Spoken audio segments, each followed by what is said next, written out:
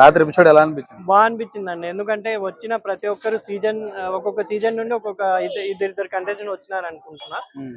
ఇప్పుడు వచ్చిన వాళ్ళలో రాగానే ఆశ్చర్యం ఏంటంటే గంగవ్వ రాగానే గేమ్ ఆడింది.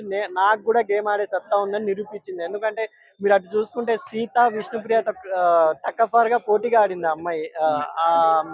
పెద్దమ్మ ఆమె కూడా నాలో సత్తా ఉంది, నేను కూడా వీక్ కంటెస్టెంట్ కాదు, గేమ్స్ కూడా ఆడతానని నిరూపించింది. అవినాష్ తో కలిసి బాల్ గేమ్ ఆడారు కదా, సూపర్ ఆడారండి గంగవ్వ గారు. ఇంకా హరితేజ కూడా మీకు చెప్పడం అవసరం లేదు. హరితేజ రీసెంట్ గా బ్లాక్ బస్టర్ హిట్ కొట్టి వచ్చారు దేవరాతో.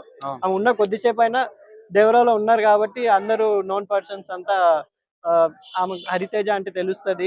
ఇంకా మెహబూబు, నబీల్ గేమ్ చూడాలనిపిస్తుంది నాకు. వీళ్ళిద్దరి మధ్య ఎలా టక్ ఆఫ్ వార్ ఉంటుందో చూడాలి. ఎందుకంటే నబీల్ ఆల్రెడీ అందరు ప్రూవ్ చేశారు గేమ్స్ బాగా ఆడతాడు. మెహబూబ్ కూడా పోయినసారి కొంచెం ఓవర్ యాక్షన్ వల్ల వెళ్ళిపోవాల్సి వచ్చింది, ఈసారి బాగా ఆడతాను అనిపించింది నాకు.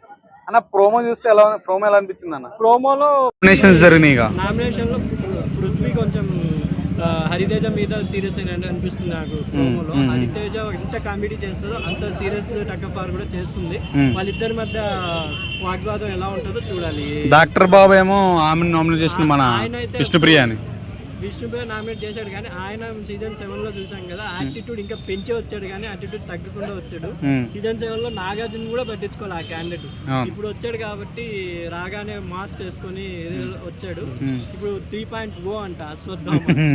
లాస్ట్ టైం 2.0 అయిపోయింది, ఇప్పుడు 3.5. అందరు మణికంఠని అందరూ ఈయనతో పోల్చారు. ఇప్పుడు ఇద్దరు ఒకే దాంట్లో ఉన్నారు కాబట్టి ఎలా ఉంటుందో చూడాలి. ఎందుకంటే మణికంఠ రాగానే అనిల్ రావిపూడి గారితో ఏదో ఒక డైలాగ్ చెప్పాడు, అది చూడ వెంటనే అరే అశ్వత్థామ మళ్ళీ వచ్చాడు అనిపించింది. ఇప్పుడు ఇద్దరు ఒకే ఫ్రేమ్ లో ఎలా ఉండబోతుందో ఈ ఆపోజిట్ టీమ్ టక్కఫార్ అంటావా ఇప్పుడు వచ్చిన వాళ్ళు? ఎందుకంటే 5 గేమ్ లో వీళ్ళు గెలిచింది ఒకటే అండి, ఓజీ కంటెంట్. ఓజీ అంటే అది ఒరిజినల్ గ్యాంగ్స్టర్. వచ్చిన రాయల్ కంటెంట్ వాళ్ళు ప్రతి గేమ్ గెలిచారు, ఎందుకంటే వాళ్ళు స్ట్రాటజీ యూజ్ చేశారు. స్ట్రాటజీ ప్రకారం సీతనే సెలెక్ట్ చేశారు, మణికంఠని సెలెక్ట్ చేశారు, విష్ణుప్రియాని సెలెక్ట్ చేశారు. దానివల్ల వాళ్ళు స్ట్రాటజీ యూజ్ చేసి వీక్ కంటెస్టెంట్ తోనే ఆడిపించారు.